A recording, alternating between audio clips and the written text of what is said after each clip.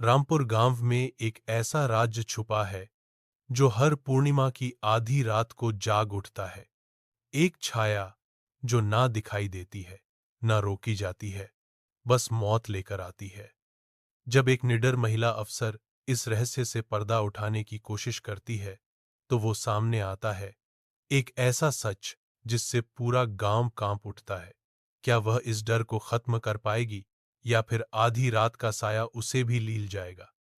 जानिए पूरी कहानी आधी रात आई में। गांव रामपुर की गलियों में जब भी हवा की सरसराहट तेज होती, लोग एक दूसरे की ओर डर के साथ देखने लगते थे। वे जानते थे कि यह कोई साधारण हवा नहीं है, यह एक संकेत होता था। आधी रात आई।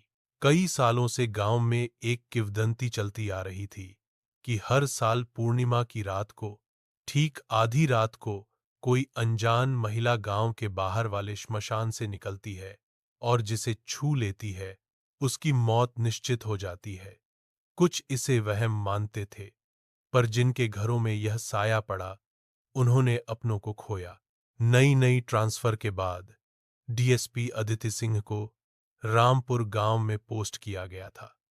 शहर की तेज जिंदगी छोड़ गांव की वीरानी उन्हें पहले पहल खली, लेकिन वह अपने काम को लेकर बेहद गंभीर थीं।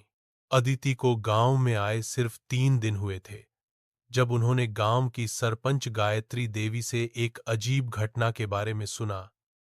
मैडम, अगले हफ्ते पूर्णिमा की रात है। आधी रात को गांव में कोई बाहर ना निकले।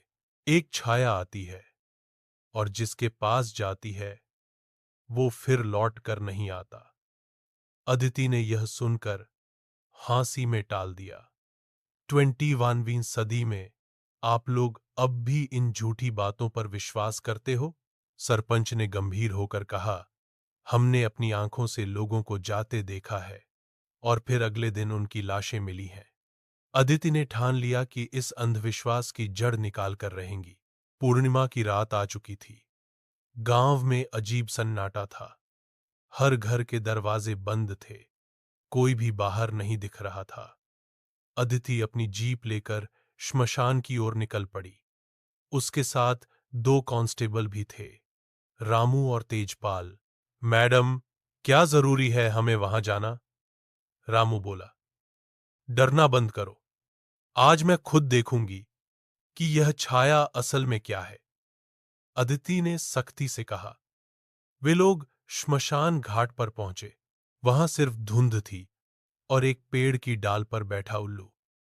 घड़ी में रात के 12,000 बजे थे।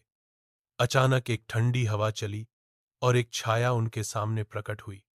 सफेद साड़ी, खुले बाल और बिना आंखों का चेहरा। तेजपाल डर के मारे जमीन पर गिर पड़ा। रामू भाग खड़ा हुआ। अदिति ने अपनी बंदूक निकाल ली। तुम कौन हो? यहां क्या कर रही हो? उस औरत ने कुछ नहीं कहा, उसकी ओर बढ़ती रही और तभी अचानक अदिति को चक्कर आ गया और वह बेहोश होकर गिर गई। अगले दिन अदिति अस्पताल में थी। डॉक्टर ने कहा, आपके शरीर में किसी भी तरह की चोट नहीं, पर मानसिक तनाव बेहद अधिक है। अदिति को याद नहीं था कि क्या हुआ, लेकिन उसे अपने बालों में राख और कपड़ों पर जलने की गंध मिली। सरपंच गायत्री देवी उससे मिलने आईं और बोली, आप बच गईं क्योंकि वह आपको पूरी तरह छू नहीं पाई।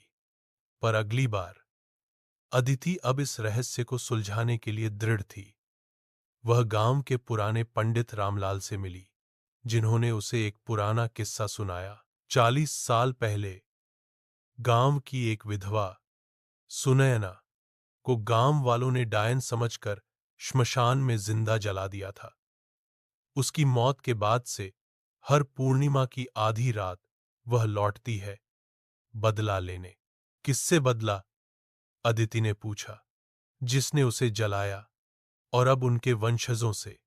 अदिति ने गांव की जनगणना निकाली और पुराने रिकॉर्ड से यह जानने की कोशिश की कि उस समय गांव में कौन कौन था। जिन लोगों की मौत हुई थी वे सभी उन्हीं परिवारों से थे जिन्होंने सुनैना को श्मशान में जलाने में हिस्सा लिया था। अब बारी थी तेजपाल की। जो उसी वंश का था। अदिति तेजपाल को पुलिस स्टेशन में ही रोक कर रखना चाहती थी ताकि वह सुरक्षित रहे, लेकिन तेजपाल डर के मारे भाग निकला। रात के 12 बजे तेजपाल की चीखें गांव के पश्चिमी ओर के खेतों से आईं। लोग दौड़कर वहां पहुंचे। तेजपाल की लाश पेड़ से उल्टी लटकी हुई थी, चेहरा जला हुआ, आंखें बाहर निकली हुईं। अब गांव पूरी तरह भयभीत था। अदिति ने अपने आप को अब इस मामले से पीछे नहीं हटने देने की कसम खा ली थी। उसने गांव के एक पुराने पुस्तकालय में एक पन्ना खोज निकाला, मृतात्मा वशीकरण तंत्र। उसमें लिखा था, जिसे अग्नि ने अधूरी मौत दी हो, उसे मुक्ति तभी मिलती है जब उसी जगह कोई उसका पाप स्वीकार कर ले और उसी आग में स्वयं को समर्पित कर दे। सरपंच गायत्री देवी के पति विजय सिंह वही व्यक्ति थे जिन्होंने सुनैना को आग लगाई थी। अब अदिति ने गायत्री देवी को समझाया, अगर आप अपने पति के कर्मों का पश्चाताप नहीं करेंगी तो आपका परिवार अगला निशाना होगा। वो रो पड़ी, मुझे क्या करना होगा। अगली पूर्णिमा की रात थी। अदिति, सरपंच गायत्री और रामू श्मशान पहुंचे। एक हवन कुंड बनाया गया। गायत्री देवी ने अपने हाथों से दीपक जलाया और कहा, सुनैना, मैं तेरे साथ हुए अन्याय के लिए क्षमा मांगती हूं। मैं उसी वंश से हूं जिसने तुझे जिंदा जलाया। अगर तुझे मुक्ति चाहिए तो ले ले मेरा जीवन। अचानक हवा तेज हुई। सफेद साड़ी में वह औरत प्रकट हुई, पर इस बार उसका चेहरा शांत था। वह धीरे धीरे गायत्री देवी के पास आई, उसे छुआ और फिर गायब हो गई। गायत्री देवी वहीं गिर पड़ी, लेकिन वह मरी नहीं, बस बेहोश थी।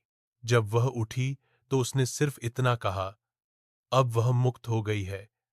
अदिति ने गांव में घोषणा करवाई, कोई छाया अब नहीं आएगी। डर का अंत हो चुका है। गांव में धीरे धीरे सामान्यता लौट आई। लेकिन 1 साल बाद नई सरपंच बनी गायत्री देवी की पोती रिया ने सपना देखा।